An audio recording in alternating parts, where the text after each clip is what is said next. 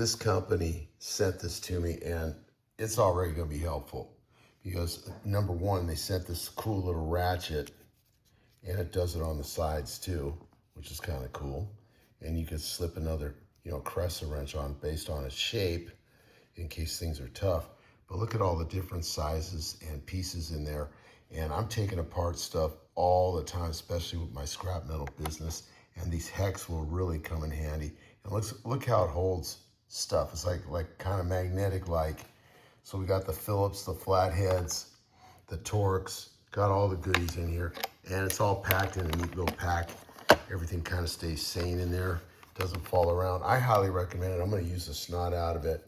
And like I said, look at it. I slipped that one in, and it holds the screw. It's like magnetized. Look at it. So I'm going to call it out. I highly recommend it. I'm keeping this sucker. That's why I asked for it. I'm glad they sent it. Highly recommend this piece. You need these tools. You're going to love this one. Go get it, kids.